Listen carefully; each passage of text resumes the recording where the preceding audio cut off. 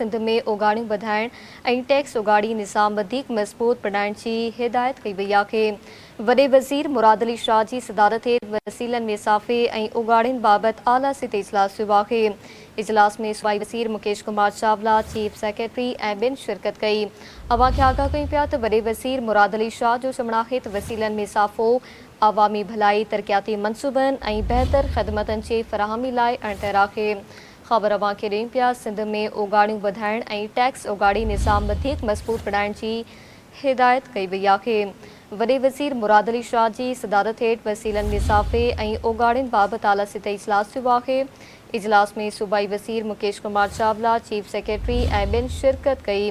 वॾे वज़ीर मुराद अली शाह जो चवणु आहे त वसीलनि में इज़ाफ़ो आवामी भलाई, तरक़ियाती मनसूबनि ऐं बहितर ख़िदमतनि जी फ़राहमी लाइ अणितर आहे।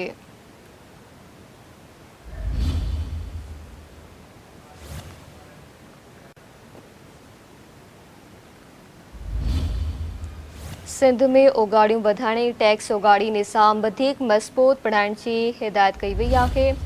वॾे वज़ीर मुराद अली शाह जी सदारत हेठि वसीलनि में इज़ाफ़े ऐं उगाड़ियुनि बाबति आला सित इजलास थियो आहे। तफ़सील मालूम कंदासीं चीफ रिपोर्टर कराची फयाज़ कुरैशी खां। जी फयाज़ कुरैशी, इजलास बाबति आगाह कजो। बिल्कुल मानवी वॾे वज़ीर शहर मुराद अली शाह जी सदारत हेठि वसीलनि में वाज़े मसइलनि जे हवाले सां जाइज़ो इजलास थियो आहे।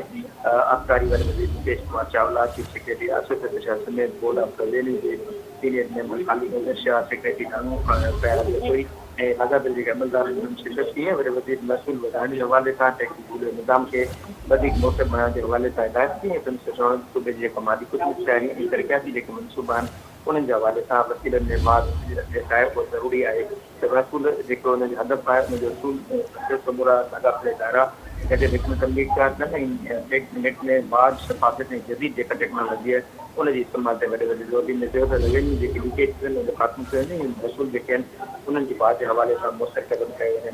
वॾे वज़ीर excise board of revenue board ऐं नाने खाते कारकर्दगी जो जाइज़ो वरितो ऐं वसीलनि में वाज़ अवामी भला, तरक़ियाती बहितर ख़िदमतुनि जी फ़राहमी जे हवाले सां जाइज़ो वठंदे मूंखे न सिर्फ़ु नागुज़ीर करायो बल्कि संसद चवण हुयो त महसूलनि जे निज़ाम में इस्लाहात ऐं माली नज़र जेको उनखे वधीक मज़बूत बनाइण जे हवाले सां अॻिराई करणु ज़रूरी आहे। इन हवाले सां न क़दम कया वञनि बल्कि लाॻापियल इदारा महसूलनि जो जेको हदफ़ आहे उनखे यकीनी बनाइण जे हवाले सां बि भरपूर क़दम खणनि।